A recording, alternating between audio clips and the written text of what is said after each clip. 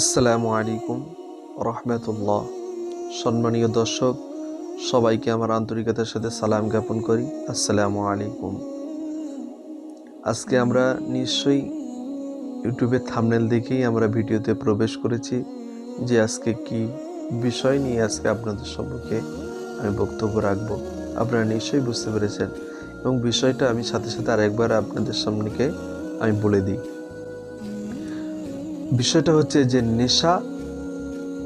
নেশা করা বিষয় নিয়ে আজকে আপনাদের সম্মুখে আমি বক্তব্য রাখবো এবং নেশা জাতীয় জিনিসটাকে কোন কোন জায়গায় ব্যবহার করা যাবে এবং কোন কোন জায়গায় ব্যবহার করা যাবে না।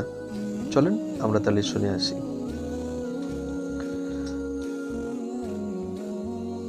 বলছেন যে নেশা করা মশলা হচ্ছে সব ধরনের তাড়ি, মদ, শরাব ইত্যাদি নেশা জাতীয় জিনিসগুলো এগুলো হারাম।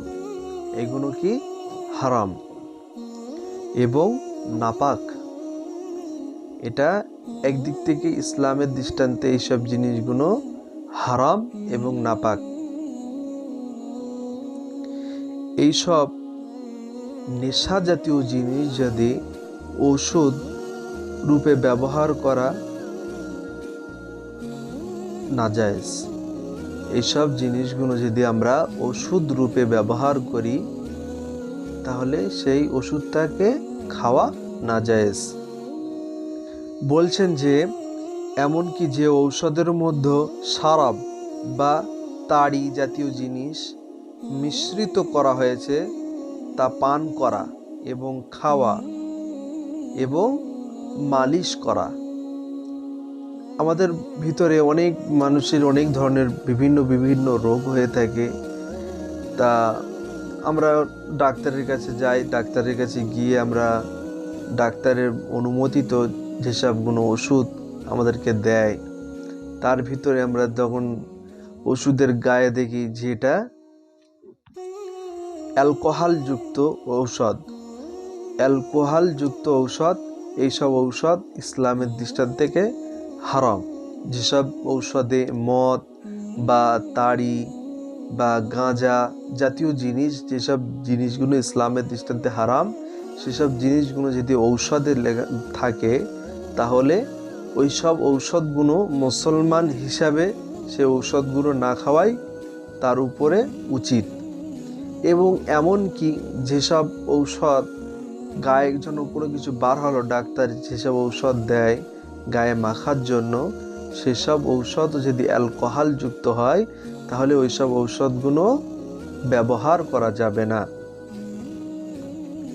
মশলা বলছে শরাব এবং তাড়ি ব্যতীত যত প্রকারের নেশা বস্তু আছে, যেমন আফিন, ভাঙ্গ, তামাক ইত্যাদি ওষুধের জন্য এত কম পরিমাণ ব্যবহার করা হয় যাতে তার নেশা হয় না।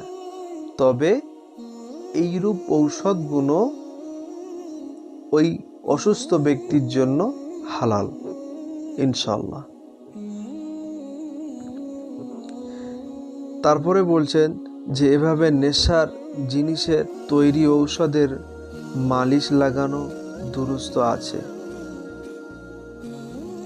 এইসব নেশার জিনিসের ঔষধের মালিশ যদি গায়ে লাগানো হয়, যেসব মানে আর কি অল্প জাতীয়, যাতে যেসব খেলে মানুষের গায়ে দিলে কোনো কিছু প্রবলেম না হয়, কোনো কিছু অসুবিধে না হয়, সেসবগুলো জায়েজ আছে গায়ে লাগানোর জন্য। তারপরে মশলা বলছে যে অনেক মহিলা শিশু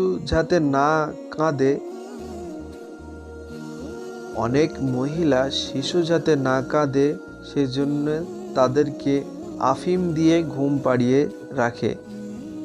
কি বলছে যে অনেক মহিলা এমন আছে দুনিয়ার জমিনে যে তার শিশু যদি না ঘুমাতে চায় এবং না ঘুমায়, সেই সব শিশুদেরকে আফিম দিয়ে ঘুম পাড়িয়ে রাখে।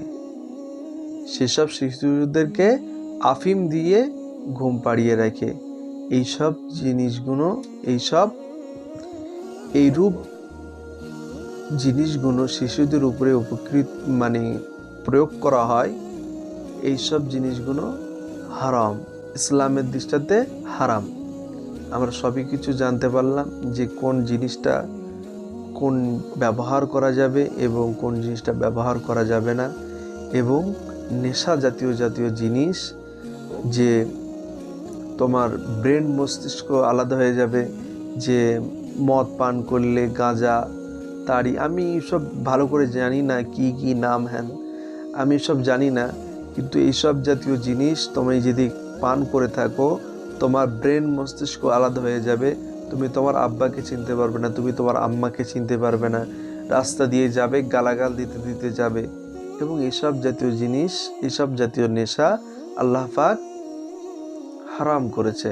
নিশ্চয়ই ভিডিওটা আমরা ভালো করে মনোযোগ দিয়ে শুনেছি, এবং আমার আল্লাহ তাআলা যেন আমাদেরকে বেশি বেশি আমল করার তৌফিক এনায়েত করেন। সবাই বলুন আল্লাহুম্মা আমিন। এই বলে আমার সংক্ষিপ্ত বক্তব্য শেষ করছি।